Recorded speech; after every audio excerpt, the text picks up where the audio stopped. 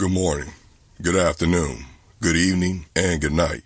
Ladies and gentlemen, welcome back to Life of Logan, where we explore the introspections of resilience, transformation, and the human spirit. And today, we're diving into a concept that I've heard referred to as the Phoenix Method, so that's where I'm going to go with it and give my rendition of it, or at least how I see it. You're more than welcome to do a quick YouTube search and research it for yourself, and we have a conversation about it later in the comment section. So you've likely heard of the mythical phoenix, or for me, like, think about it like this: if you're a comic book head like me, Jean Grey becomes the Phoenix in the X-Men cartoons, movies, comic books, any type of media. And with that, she becomes like this bird that bursts into flames and reborn from the ashes of her former self, which is Jean Grey. And you think about that and placing it in like mythical terms, it's kind of like the same thing. So it's a powerful metaphor, but today I want us to go deeper into it. I want us to confront why we must continually kill or destroy ourselves, or burn old versions of ourselves down to grow. And this isn't about change isn't just about change like on the surface level. It's about intentional destruction, purposeful destruction. And if that sounds intense, it's because it is. Growth at its core isn't gentle. It's not just adding layers to who you already are. It's about tearing things down to make room for something entirely new at times. So with all that said, let's go ahead and get to it. And destroying who we are is terrifying. I admit that.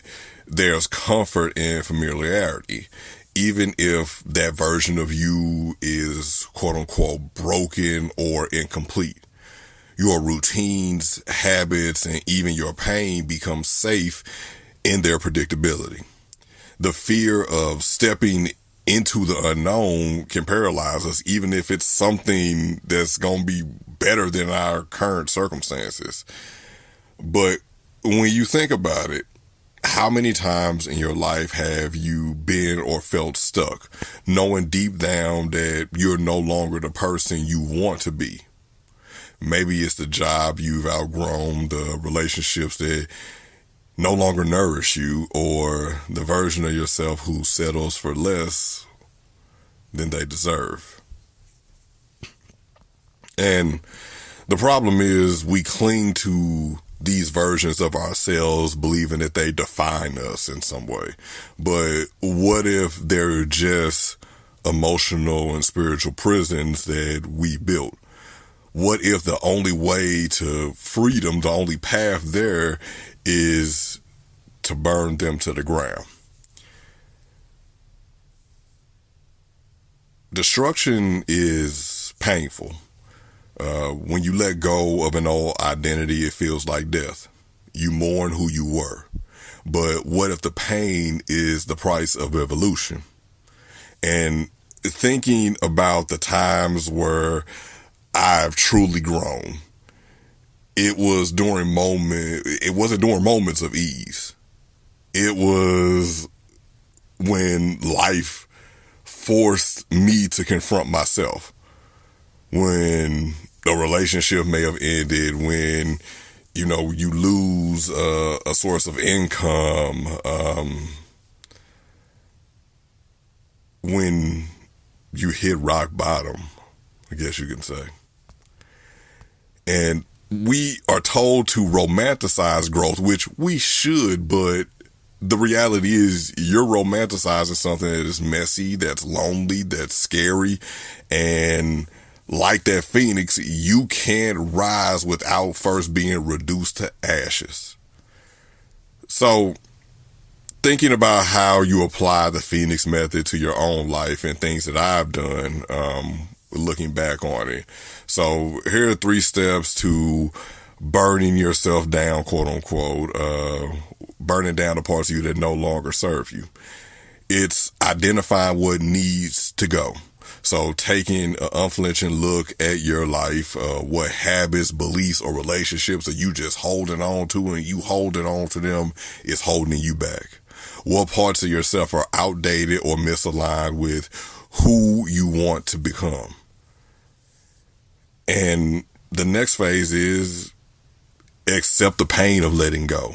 Acknowledge that this process is going to hurt. Growth doesn't come without sacrifice, and allow yourself to feel the grief, but don't let that grief stop you. And then last but not least, you got to commit to the change. And this isn't about dipping your toe in. It's about going full bore, jumping into the flames and knowing that you can't be touched. Taking the risk, having the hard conversations, and then as a result of those hard conversations, as a result of you receiving the clarity and the guidance that God wanted to give you, now you need to also pray that you have the strength to move forward in it, to make that bold move next. So the Phoenix method isn't a one-time deal. It's like anything with growth. The growth is cyclical. You'll find yourself in and out of growth because that's what we do. And each time you burn down who you are, you create space for a new version of yourself to emerge. And that's the true beauty of it. We are never done growing. And to grow, we must constantly let go of the old to make room for the new. So in closing, I want to just leave you with this. What parts of you do you feel need to burn? What would happen if you stop clinging to the safety of who you are and embrace the possibility of who you could become? And remember, like with the Phoenix, the fire isn't your enemy, it's your liberation. I want you all to be brave enough to walk into it, because on the other side, there is a version of you waiting, a version you haven't even imagined yet. This has been Life of Logan. Thank you again so much for tuning in. Please make sure that you like, comment, share, and subscribe. And until next time, keep growing and keep rising.